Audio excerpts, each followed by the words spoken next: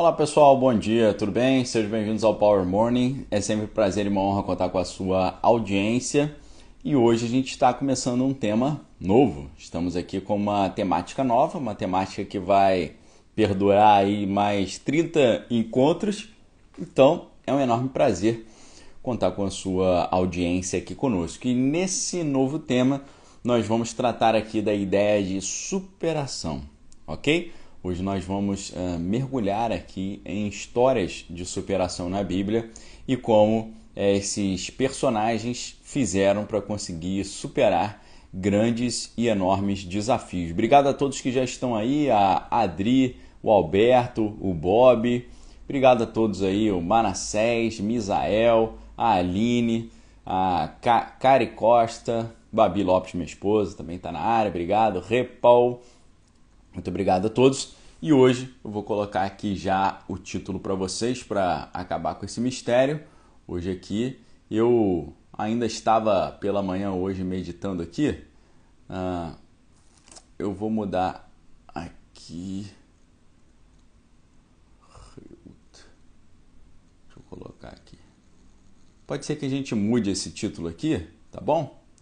Mas por enquanto está aí, ó. Reut, o poder da superação. Tá bom, pessoal? Reut, o poder da superação é o nosso tema desses próximos 30 dias. Nós vamos analisar histórias muito belas na Bíblia, histórias de superação, histórias de pessoas que estavam com a vida completamente assim, sem esperança aos olhos humanos, mas que conseguiram dar uma volta por cima. Cristina pedindo a oração pelo esposo, Marco Aurélio, que Deus abençoe Marco Aurélio, traga plena recuperação. Assim nós pedimos em nome de Jesus. Malu aí dando Guten Morgen, Wie geht es Ihnen, né, como vai você?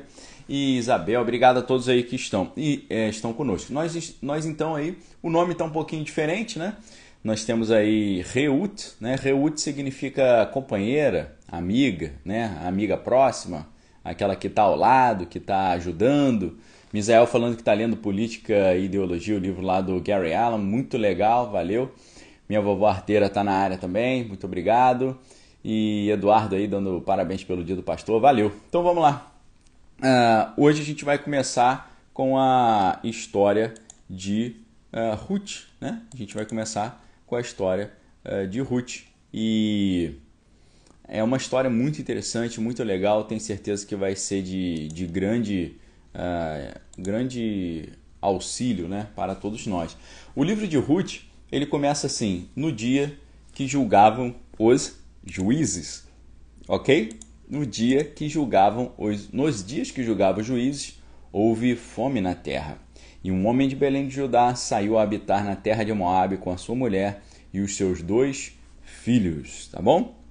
Então nós estamos vendo aqui uma grande semelhança da história entre a história de José com a história de Ruth, né? Porque a ideia de escassez de alimento, né? Então, qual é o contexto? A Bíblia contextualiza aqui dizendo nos dias que julgavam os juízes. Por isso que o título desse primeiro encontro é Os Juízes. O que significa essa época dos juízes? Essa época dos juízes foi uma época que se sucedeu à época de Josué. E Josué, obviamente, foi aquele que ficou no lugar do grande profeta e líder Moisés, né? Então Moisés tira o povo do Egito com grande poder, com grande provisão de Deus, e aí depois dele tirar lá seu instrumento para tirar o povo do Egito, o que acontece? Josué assume ali o posto, né, de líder do povo, mas o povo já começa um pouco a se disfarçar num ponto que nós vemos no livro de Josué, que o anjo do Senhor que andava com eles, ele foi embora. Ele largou o povo. O povo se desviou tanto dos caminhos que o anjo que ficava com eles ali protegendo foi embora. E eles começaram a viver uma vida completamente desregrada, sem constância. Uma vida que oscilava muito entre servir a Deus e servir aos outros deuses daquela época, né? Eles oscilavam entre estar com Deus e estar com as outras entidades, né, que viviam ali que existiam ali entre os povos vizinhos. Então, o que significa isso no dia que julgava o juiz? Significa um momento de oscilação, um movimento de falta de foco, um movimento de falta de constância. Então, o povo estava sempre ali, uma hora bem, uma hora mal, uma hora bem, uma hora mal. Uma hora andando nos caminhos de Deus, outra hora se afastando dos caminhos de Deus. E esse pecado do povo, essa desobediência, essa falta de linearidade, essa falta de objetivo, essa falta de planejamento, organização e adequação aos critérios morais da palavra de Deus, fez com que ali o pecado ficasse acumulado durante anos, né? E esse pecado acumulado durante anos, ele produz consequências. A gente pode ver Levítico 26:14, diz, né? Porém, se vocês não obedecerem todos os meus mandamentos, se rejeitarem as minhas leis, se desprezarem as minhas ordens e se quebrarem a aliança que fiz com vocês, então eu os castigarei. Mandarei desastres, doenças, enfermidades que abalam a saúde e enfraquecem o corpo. Não adiantará nada semear nos campos, pois os inimigos é que comerão as colheitas. Ficarei contra vocês e deixarei que sejam derrotados pelos inimigos. Eles os dominarão e vocês fugirão, mesmo quando ninguém os perseguir. Olha que interessante, vocês vão fugir mesmo quando ninguém os perseguir. Porém, se nem assim vocês me obedecerem, mas continuarem a pecar, mandarei castigo 7 vezes pior. Acabarei com o seu poder de que vocês se orgulham.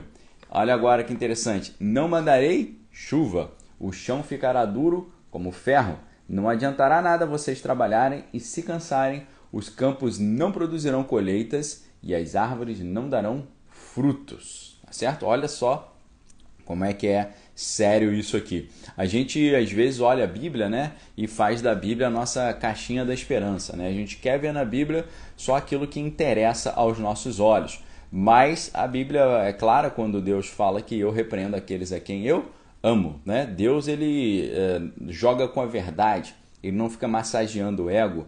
E Deus também, ele na Bíblia, né, você vai ver que a história da Bíblia, ela simplesmente não esconde os problemas e erros dos grandes personagens. Nós vemos Abraão titubeando na fé, querendo acelerar a promessa de Deus, tendo um filho ali com a sua serva. Nós vemos ali Davi também cometendo uma série de erros. Nós vemos Jacó cometendo uma série de erros. Nós vemos ali os patriarcas das tribos, né? Judá cometendo erros muito sérios. Levi também, Simeão. Vários dos grandes patriarcas ali cometendo muitos erros. Os próprios irmãos de José, né, quando venderam para o Egito. Então a Bíblia ela não massageia o ego e ela não esconde a verdade e ela não é meramente um livro poético. Ela é um livro que trata do caminho do ser humano na sua forma mais honesta, mais clara e mais direta. Não deixando de tratar das questões mais mesquinhas humanas, dos erros mais graves, e mostrando como, quando o homem faz tudo certo, as coisas caminham muito bem. Porém, quando ele faz tudo errado, as coisas simplesmente não dão certo. Isso aqui a gente pode adaptar, né? É claro que a gente está tratando aqui de uma questão espiritual, mas a gente pode adaptar isso ou fazer uma comparação com a própria vida cotidiana da pessoa, né? O que significa isso, né? O pecado acumulado e as pessoas não obedecendo os mandamentos. Viver uma vida desregrada, sem se preocupar com o futuro, uma vida que só se preocupa com hoje, que só quer pensar no agora, né? Só quer pensar no seu benefício pessoal, só quer pensar no dia de hoje, que não tem um planejamento, não tem uma reserva de emergência, não tem uma programação financeira, não tem uma estratégia clara, bem montada. Isso com o futuro vai sendo acumulado, né? Quantas pessoas tiveram ali muitas posses, muitos bens e por falta de organização, né, por falta de atenção a esses detalhes, lá no futuro não conseguiram manter as suas posses, né? Nós vemos, por exemplo, um dos maiores diretores de cinema de todos os tempos, o Orson Welles. Orson Welles, ele terminou a sua vida ali numa situação financeira complicada, né? Porque viveu uma vida desregrada, não se organizou, não teve ali a sua parte de foco, né, de planejamento. Nós temos aí personagens também que perderam suas posses, como o famoso lutador Mike Tyson, né, perdeu muito dinheiro com a sua vida desregrada, depois foi recuperando, deu uma volta por cima, mas são histórias abundantes de pessoas que vão deixando os erros e a falta de organização se acumular, de forma que uma hora, né, o problema ele vem à tona. E aí o que acontece, né? Em Êxodo 3:8, nós vemos que a Bíblia fala sobre essa terra onde eles estão vivendo, né? onde esse povo está vivendo. Você vê, nos dias em que julgavam os juízes, houve fome na terra, e um homem de Belém de Judá saiu para habitar na terra de Moabe, com sua mulher e os seus 2 filhos. Isso aqui é muito interessante. Por quê? Lá em Êxodo 3:8, eles estão falando sobre essa terra como a terra que mana leite e mel, como a terra da abundância, como a terra que produz frutos maravilhosos. Como é que essa terra que produz frutos maravilhosos está com escassez, né? Então, no livro de Êxodo, capítulo 3, versículo 7 e 8, fala: disse ainda o Senhor, certamente vi a aflição do meu povo que está no Egito, ouvi o seu clamor por causa dos seus exatores, conheço-lhe o sofrimento. Por isso, desci a fim de livrá-lo da mão dos egípcios e para fazê-lo subir daquela terra a uma terra boa e ampla, terra que mana leite e mel, o lugar do cananeu, do eteu, do amorreu, do ferezeu, do heveu e do jebuseu. Ou seja, Deus está dizendo que essa terra é uma terra abundante, é uma terra que mana leite e mel. E o que nós estamos vendo? Que essa terra está sem alimento. A terra abundante está sem alimento. A terra da prosperidade está vivendo escassez. É impressionante isso, né? E não apenas isso, a Bíblia está dizendo logo no início desse livro que a terra de Belém está vivendo escassez. Isso é mais contundente porque Belém em hebraico é Beit Lehem, né? Beit Lehem significa a casa do pão, né? A casa do pão. A casa do pão está sem alimento, não produz mais os seus mantimentos. Como é que a casa do pão não tem pão? É igual você chegar a uma padaria e falar: bom dia, quero 5 pãezinhos. Ah, não tem pão. Pera, é uma padaria que não serve pão, que não tem pão, não serve para nada, tá certo? Como é que funciona isso, né? Uma padaria que não tem pão é um dentista que não sabe mexer com dente, é um personal trainer obeso, né? É um médico doente, é um atleta que não tem fôlego, né? Que não consegue correr, é um especialista que não domina a sua especialidade. E aí eu pergunto para vocês, alguma semelhança com o Brasil, né? País que possui as maiores riquezas naturais do mundo, né? Uma das maiores economias do mundo, mas que ainda não consegue atingir, né, a sua plena prosperidade, o seu pleno potencial. Ainda temos ali quase metade da população sem serviço básico de saneamento, né? Muita dificuldade. Quando eu olho essa história de Ruth e vejo a terra de Canaã, que é a terra que mana leite e mel, sem alimento, e vejo a terra de Belém, né? A cidade de Belém, que é a casa do pão, simplesmente sem pão, eu me lembro um pouco do nosso país, né? Que apesar de tudo, né, tem superado os problemas, mas que poderia estar figurando hoje como uma grande potência mundial. Então essa história de Ruth guarda enormes semelhanças com a realidade brasileira, e essa é a parte interessante desse nosso trajeto, desse nosso estudo, né? E o que a gente reflete, né, sobre isso? Não só a gente vê a casa do pão sem pão, no sentido de alimento físico, mas também a casa do pão sem pão, no sentido de alimento da alma, alimento espiritual, né? Falta alimento para a alma também, né? Essa época de Ruth, da escassez, não é apenas uma escassez de pão físico, mas uma escassez de pão espiritual. Uma escassez de palavra, né, de Deus, uma escassez de palavra de edificação. Infelizmente, hoje, nós vemos muitos discursos motivacionais, nós vemos muitos discursos de autoajuda, né, muitos discursos assim de mentalidade e tal, mas a palavra propriamente dita da transformação, que é, no final das contas, a palavra de Deus, infelizmente, nós vemos aí uma escassez.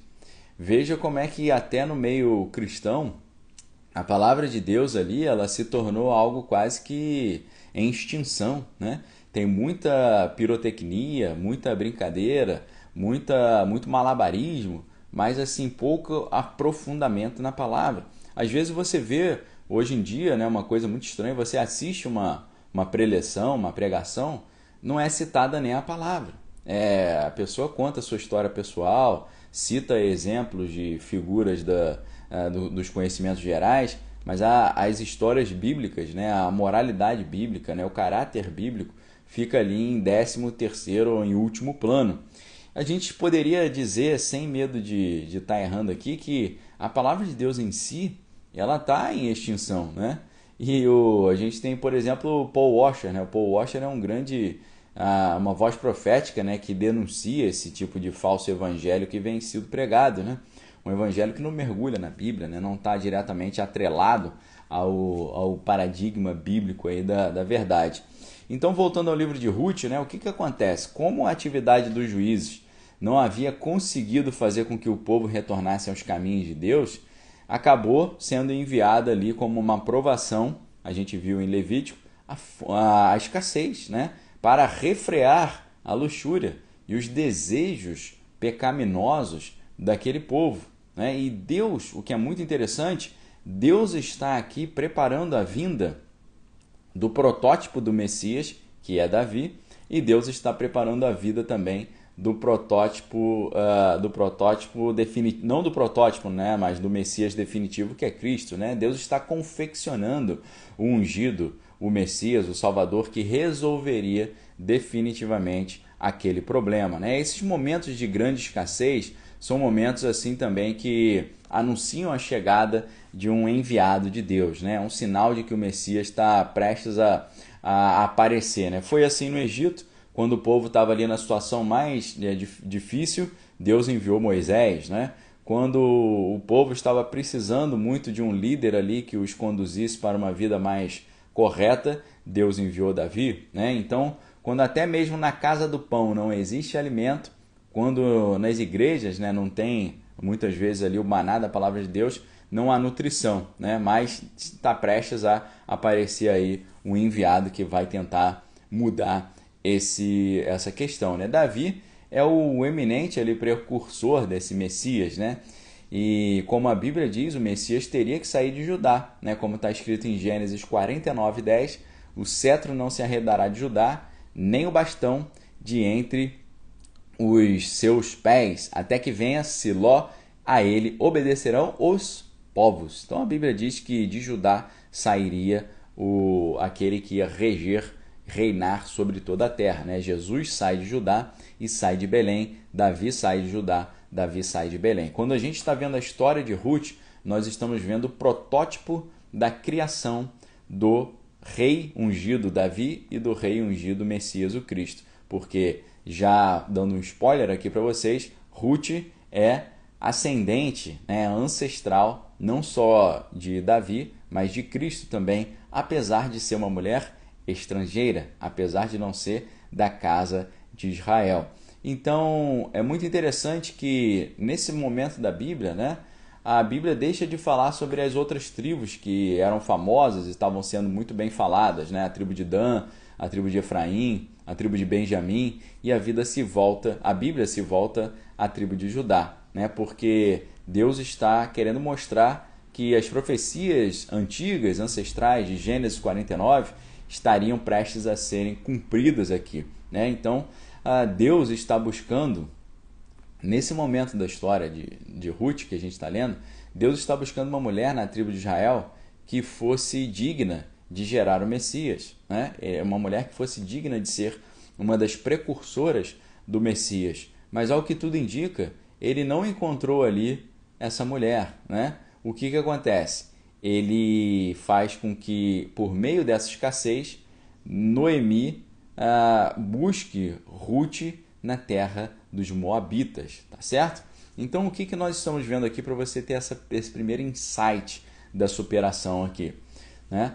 Infelizmente, isso é muito comum, né? Muitas das vezes Deus não encontra ninguém no meio do seu povo que esteja preparado para exercer uma determinada missão. A gente vê isso lá em Lucas 4, 25 a 27, né? Na verdade, vos digo que muitas viúvas havia em Israel no tempo de Elias, quando o céu se fechou por 3 anos e 6 meses, reinando grande fome em toda a terra. E a nenhuma delas foi Elias enviado, senão a viúva de Sarepta de Sidom.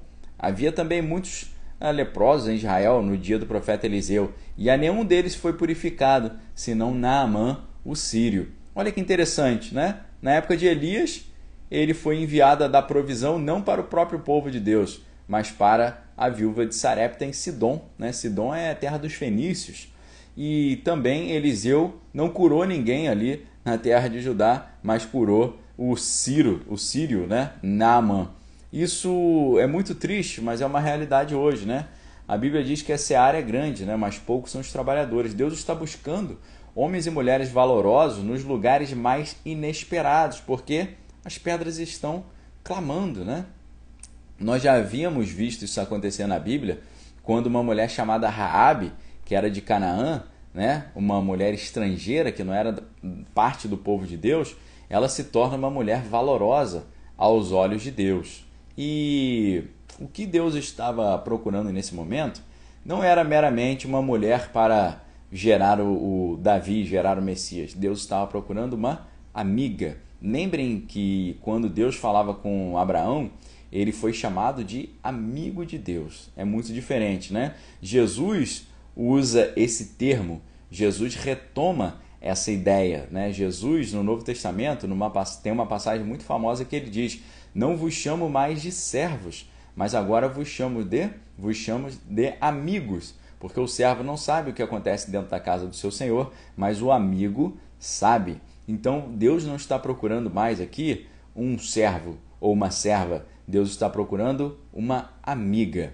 E não podia ser outra, né? Depois da cananeia Raabe, agora outra estrangeira se torna uma mulher valorosa aos olhos de Deus, que é Ruth. Em hebraico, a palavra Ruth significa amiga. E esse termo que eu coloquei aí como título desse nosso mês de estudos, Reut, é a palavra que dá origem a Ruth, que significa amiga, companheira, né? Deus estava buscando alguém em quem ele pudesse confiar e com quem ele tivesse ali uma afinidade ao ponto de ser considerada amiga de Deus, apesar de fazer parte de um povo que era considerado inimigo do povo de Deus. Deus estava procurando essa amiga no meio do próprio povo, mas não encontrou nenhuma ali entre aqueles que o serviam. Foi encontrá-la em meio aos moabitas, né? E Deus havia encontrado também, tempos atrás, um amigo lá na terra de Ur dos Caldeus, né? A gente vê Tiago 2,23, como eu falei, dizendo: ora, Abraão creu em Deus e isso lhe foi imputado para justiça, e ele foi chamado amigo de Deus, né? Agora Deus está encontrando uma amiga na terra de Moabe. E a Bíblia fala lá no versículo 1, né, que eles foram morar na terra de Moabe. Olha que interessante, enquanto havia escassez em Israel, inclusive em Belém, que é a casa do pão, havia plenitude em Moab. O que significa Moab em hebraico? Moab significa do meu pai, né? Av é pai, Moab é do meu pai. O que é interessante aqui é que, por vezes, as pessoas que não servem a Deus, que não são tementes a Deus, são mais prósperas daqueles que temem, né? Por quê? Você pensa, por que acontece às vezes uma pessoa que é temente a Deus está passando necessidade e uma pessoa que ela não serve a Deus, ela está vivendo a abundância? É porque, primeiro de tudo, a cobrança é muito maior para aquelas pessoas que conhecem a Deus, já que a quem muito é dado, muito lhe será cobrado, segundo está escrito em Lucas 12, 48. É por essa razão que haverá maior juízo para os falsos cristãos do que para os moradores de Sodoma e Gomorra. Basta você ler Mateus 10, 15. Em verdade vos digo que menos rigor haverá para Sodoma e Gomorra no dia do juízo do que para aquela cidade, certo? Para aqueles que servem a Deus. Aquele que serve a Deus e leva a sua vida com Deus assim de forma desleixada, vem sobre ele um grande juízo. Juízo tão grande que será maior do que todo aquele povo completamente iníquo das cidades de Sodoma e Gomorra. E aí, o que é interessante nós percebemos é que o patriarca dessa família aqui, de Noemi, ele leva sua família para Moabe, né, que significa do pai. Né? O que a gente pode interpretar disso? Muitos homens de Deus, em momentos de desespero, vislumbram uma solução que julgam ser do pai, né, mas que será causa da sua ruína. Aqui a gente tem que entender o que é Moabe. Moabe, para onde eles estão indo, para onde esse povo de Deus está indo buscar alimento. Moabe era uma terra que havia sido amaldiçoada pelo próprio Deus. Está lá em Deuteronômio 23, 3 e 4. Olha o que diz, olha que palavra pesada. Nenhum amonita ou moabita até a 10ª geração fará parte do povo de Deus, o Senhor. Olha só, nenhum amonita ou moabita fará parte do povo de Deus até a 10ª geração. Eles ficarão de fora, por quê? Deus vai explicar por quê. Quando vocês estavam saindo do Egito, eles não deram comida nem água. E também porque pagaram Balaão, filho de Beor, da cidade de Petor, na Mesopotâmia, para amaldiçoar vocês, tá certo? Ou seja, Elimeleque, que significa, né, a gente vai ver aqui, meu Deus é rei, né, Elimeleque, ao levar sua família para lá, a princípio, em tese, ele pecou contra Deus, né? Seus filhos também acabaram pecando quando casaram com mulheres estrangeiras, porque havia uma determinação bíblica para que isso não fosse feito nas leis do Antigo Testamento.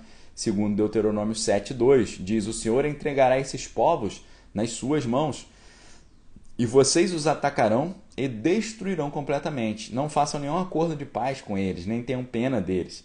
Não casem com essa gente, nem vocês, nem os seus filhos ou suas filhas, pois esses povos farão com que os seus filhos rejeitem a Deus e adorem outros deuses. Aí Deus, o Senhor, ficará irado com vocês e os destruirá de uma vez.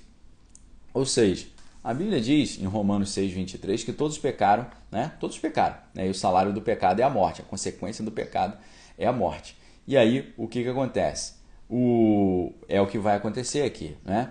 Nesse movimento de buscar alimento lá na terra de Moabe, eles vão acabar, por causa do erro, perdendo as suas vidas, né? Elimeleque perde a sua vida e os seus 2 filhos, Malom e Quilion, também. E os nomes são muito interessantes aqui, né? O versículo 2 apresenta os nomes dos personagens e, respectivamente, o seu caráter, né? Porque a gente já falou aqui em outros encontros que nome expressa o caráter, né? A palavra hebraica é Shem. Shem tem relação com a ideia de aroma, tem relação com a ideia de vento, tem relação com a ideia do cheiro que navega pelo vento, né? Então, quando nós entendemos o nome, nós entendemos a essência, o caráter da pessoa, né? Quero mandar um abraço para meus pais que estão aí, meu pai Daniel, minha mãe também. E os nomes são muito elucidativos aqui, né? A gente tem primeiro Elimeleque, que é o pai dessa família que está buscando um novo início, uma nova vida ali na terra de Moabe. Elimeleque em hebraico, Elimelech, significa Eli é meu Deus, Melech é rei, né? Meu Deus é rei. Noemi em hebraico significa minha doçura. Malom em hebraico é Marlon, significa enfermidade. E Quilion é Hilion, significa desfalecimento. Olha, o nome dos filhos é enfermidade e desfalecimento. Complicado, né? Elimeleque e Noemi foram escolhidos por Deus devido à sua dignidade e reconhecimento de que Deus era o verdadeiro rei, né? Elimelech, meu Deus é rei, Noemi, a minha doçura, né? Todavia, Elimeleque se afasta de Deus quando procura ajuda em Moabe, e os seus filhos pecam quando casam com mulheres moabitas, tá? Só que, apesar disso, Deus estava no controle de tudo, pois ele já conhecia Ruth e já a havia escolhido para continuar a linhagem que daria origem tanto ao rei Davi como a Jesus, tá certo? Então, pessoal, nesse primeiro encontro de hoje, eu gostaria de mostrar para vocês que quando a gente não organiza a nossa vida, né, quando a vida não tem regra, não tem planejamento, chegando uma situação de escassez dessa, a gente fica numa situação calamitosa, né? A pessoa não tem a sua reserva de emergência, ela não se programou para um momento de necessidade, não fez aquilo que todos os grandes manuais da educação financeira ensinam. Antes de você comprar uma casa, um carro, construir, fazer uma grande obra, né? Fazer uma viagem muito cara, antes de você fazer isso tudo, você precisa ter uma reserva. E essa reserva precisa dar conta de você, pelo menos, manter o seu padrão de vida durante 6 meses a um ano, né? A gente já fez esse cálculo aqui, né? Se você tem uma despesa mensal para manter a sua qualidade de vida, uma despesa de 5 mil, se você trabalha com carteira assinada, por exemplo, é interessante você ter pelo menos 6 meses guardado como a sua reserva de emergência, né? Você ter 30 mil guardados. Se o teu gasto mensal é 5 mil para você fazer essa reserva de emergência. A gente já falou que a reserva de emergência ela tem que estar num local seguro e de rápido acesso. Então você não pode colocar, por exemplo, numa LCI, né, numa letra de crédito imobiliário, numa LCI que é de 4 anos, que você só vai poder resgatar daqui a 4 anos.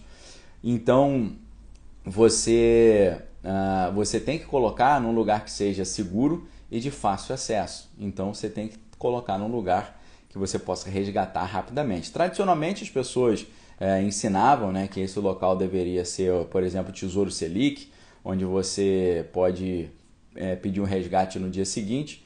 Hoje em dia as pessoas aconselham colocar em CDBs, né? CDBs de bancos ali que rendem 100% do CDI e que tem uma liquidez diária, onde você pode pedir o saque no mesmo dia, tá bom? Então essa é a ideia. Nós vemos aqui que Elimelec e Noemi, eles não tinham essa reserva de emergência, muito provavelmente, e eles não tinham as suas reservas espirituais, como a Lúcia está falando aí, né? Obrigado, Alan, falando que esses estudos são muito bons, está criando um compêndio de sabedoria das escrituras para as futuras gerações, falando que já quer o livro também, muito obrigado. Então a primeira coisa que nós vemos aqui é que Elimelec e Noemi era uma família que eram muito pessoas boas, mas que não tinham planejamento. Eles não tinham essa cultura de você se preparar. Aquilo que José fez no Egito, garantindo ali a reserva, eles não tinham esse discernimento, essa sabedoria, né? O Mateus aí está falando que tinha um fundo de reserva, mas precisou usar durante a pandemia, mas já está recuperando. Graças a Deus, tá? O Ricardo aí pedindo para mandar um abraço pro pessoal do Amapá. Valeu, Ricardo, abraço a todos vocês. Então, pessoal, o que nós vemos aqui é que provavelmente eles não tinham essa reserva de emergência, né? E quando você tem trabalho com carteira assinada, provavelmente se você for demitido, você vai receber ali benefícios, né? Você vai ter um seguro-desemprego, vai ter ali o acesso às vezes vai receber um valor, né, que vai te ajudar nesse momento. Agora, se você não tem esse tipo de carteira assinada e essa garantia dos direitos trabalhistas, né, o que o pessoal, os educadores financeiros ensinam, que se você é autônomo, se você é empresário, em vez de você ter 6 meses, o ideal é você ter 12 meses, né? Então, se fosse uma renda mensal de 5 mil, você teria que, em vez de guardar 30 mil, você teria que guardar 60 mil, né? Para você poder se manter durante um ano até você se recolocar, né, nesse mercado aí. Então, pessoal, essa é a estratégia. Nós vemos aqui que Elimelec e Noemi, talvez, né, a gente não sabe exatamente, às vezes eles tinham essa reserva, eles não conseguiram se manter ali, tiveram que sair, né? E ao sair foram para uma terra amaldiçoada. Nessa terra amaldiçoada eles perderam, Noemi perde não apenas os seus 2 filhos, mas ela perde inclusive o seu marido. Só que o que eu digo para vocês, para a gente concluir esse primeiro encontro, é que mesmo quando a gente erra, mas você ama a Deus e você serve a Deus, Deus está no controle, tá certo? Deus está plenamente no controle. E às vezes, até quando nós erramos, Deus transforma o erro em bênção. Ele pode transformar o pecado em restauração. Ele pode fazer, onde abundou o pecado, superabundar a graça de Deus, como a Bíblia nos diz. Então, até quando nós erramos, se você anda nos caminhos de Deus, você ama a Deus no seu coração, Ele vai te restaurar e Ele vai mudar os seus caminhos. Assim como Ele restaurou a vida de Jó, assim como Ele restaurou a vida de Noemi, e assim como nós vimos que em meio a erros, em meio a maldições, em meio a perdas, Deus está construindo aqui a família do Messias. Deus está construindo a família do Salvador.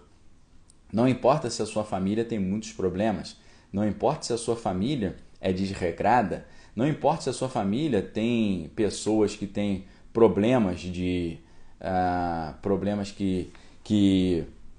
com vícios e problemas com a justiça, pessoas desregradas, pessoas que não viveram uma vida conforme as leis, né, da terra. Não importa se a sua família tem esse tipo de problema. São pessoas que não estudam, que não são pessoas educadas, que não são pessoas que tiveram uma boa formação. Não importa, porque nós estamos vendo aqui que numa terra que era considerada uma terra amaldiçoada, num povo que era considerado um povo ali do mal, um povo ruim, um povo negativo, Deus está encontrando uma amiga, tá certo? E essa amiga não apenas vai ter uma história muito bela e interessante e edificadora, mas ela vai dar um enorme exemplo de superação e ela vai receber o enorme privilégio de se transformar numa das ancestrais de Davi, do grande rei Davi e do próprio Messias, que é o Cristo, ok? Não importa o seu erro, não importa a sua história familiar, não importa onde você mora e de onde você veio. Se você encontrar graça no coração de Deus e fizer o seu dever de casa, andar nos caminhos corretos, Ele vai te usar e Ele vai te levantar e Ele vai te chamar para perto e Ele vai te chamar de amigo e vai te chamar de amiga, tá bom? Isso aqui é o caminho da superação. Você supera uma família desregrada, você supera uma família sem planejamento financeiro, uma família sem ética e moral, talvez, uma família com problemas das mais diversas naturezas.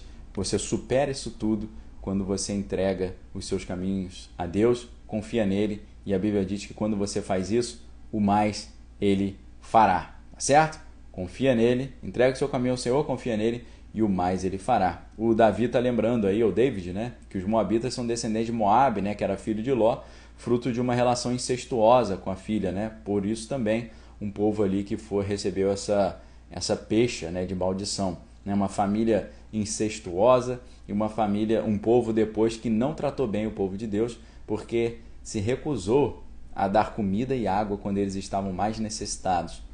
Então não tinha um povo sem hospitalidade, um povo sem educação, né? Um povo sem carinho, sem compaixão, mas não tem problema. Dali Deus tirou uma amiga, e uma amiga que ia fazer uma grande diferença para toda a história, não só do povo de Deus naquela época, mas de toda a humanidade, porque ela foi semente que gerou o Messias Davi e o Messias Cristo também, ok? Fica essa palavra para você, para a gente começar bem essa semana. Deus te abençoe e amanhã a gente volta com mais um estudo aqui exclusivo sobre o poder da superação, tá certo? Fique com Deus, até amanhã. Lembrando que hoje começa o curso Manual de Sobrevivência do Conservador. O link está aqui na descrição do vídeo ou aqui também na descrição do perfil. Vem estudar conosco, ok? Um abraço a todos vocês, obrigado aí pela audiência.